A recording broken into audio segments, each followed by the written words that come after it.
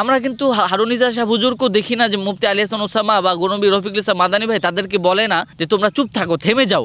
আবার হারুন ইজাজ সাহেব, জসিমউদ্দিন রহমানী সাহেবকে কিন্তু সবাই পছন্দ করতেছে। তিনজনের পিছনে কেউ আছে, তাদেরকে কেউ লাড়াচাড়া করে। আসসালামু আলাইকুম ওয়া রাহমাতুল্লাহি ওয়া বারাকাতুহু। আজকে আমি কিছু গুরুত্বপূর্ণ কিছু কথা বলবো এবং আজকের ভিডিওটা খুবই মারাত্মক রকমের হতে যাচ্ছে, কারণ আজকের ভিডিওতে আমি এমন কিছু তথ্য বা এমন কিছু পয়েন্ট আপনাদেরকে ধরিয়ে দিব যেগুলো শুনলে আপনাদের কাছেও মনে হবে যে আসলে বিষয়গুলো কি। যাদের বিষয়ে কথা বলতে চাই সেটা হচ্ছে গিয়ে রফিকুল ইসলাম মাদানী ভাই এবং মাওলানা মাহমুদুল হাসান গনবী ভাই এবং মুফতি আলী হাসান ওসামা ভাই। এই তিনজনকে নিয়ে আমি কথা বলতে চাই। আমরা সবসময় দেখি যে এই তিনজনের বক্তব্যের কারণে, এই তিনজনের মাঝে মাঝে বক্তব্য দেখি যে জামাত বিরোধী বক্তব্য, আবার অনেক সময় তারা চরমনাই বিরোধী বক্তব্য দেয়, আবার অনেক সময় দেখা যায় যে অনেককে নিয়েই তারা বিভিন্ন রকমের বক্তব্য স্পিচ দেয় এবং তাদের বক্তব্যকে ঘিরেই পক্ষ বিপক্ষ অনেক রকমের আলোচনা সমালোচনা হয়, যেটা আমাদের চোখে পড়ে।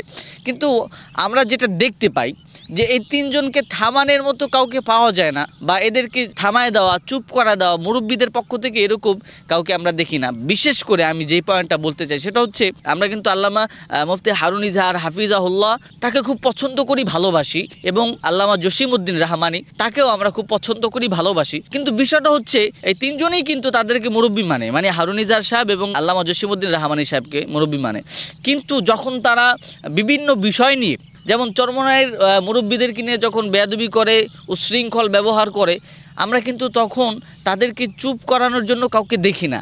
ইভেন মুফতি হারুন ইজাহারকে পক্ষ বিপক্ষে, চরমনাইয়ের লোক, চরমনাইয়ের বিপক্ষের লোক সবাই তাকে পছন্দ করে।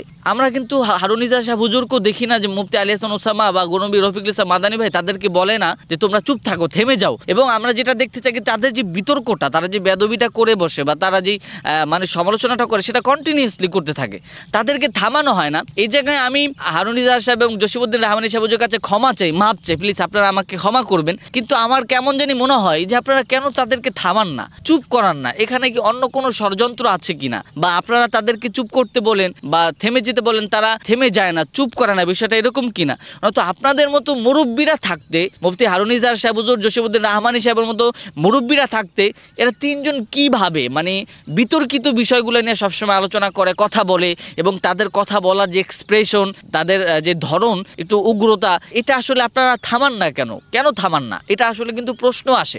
আবার হারুন ইজাহার সাহেব, জসিমউদ্দিন রহমানী সাহেবকে কিন্তু সবাই পছন্দ করতেছে এবং আপনারা মানুষের পছন্দের পাত্র, কিন্তু আপনাদেরই ছেলে পেলে বা আপনাদেরই লোক তারা কিন্তু অন্যের বিরুদ্ধে কঠোর এরকম বিতর্কিত কাজগুলো করছে। কেন আপনারা থামান না? আমি এটা প্রশ্ন। মুফতি হারুন ইজাহার সাহেব এবং জসিমউদ্দিন রহমানী হুজুরকে আমি দোষারোপ করছি না, কারণ তাদেরকে দোষারোপ করার মতো কোনো যোগ্যতা আমার নাই, কিন্তু আমি প্রশ্ন রাখছি যে কেন আপনারা আলী হাসান ওসামা, গনবী ভাই এবং রফিকুল ইসলাম মাদানী ভাইকে থামান না? তারা কন্টিনিউয়াসলি বিতর্কগুলা করে যায়, এটা আমার কাছে খুবই খারাপ লাগে।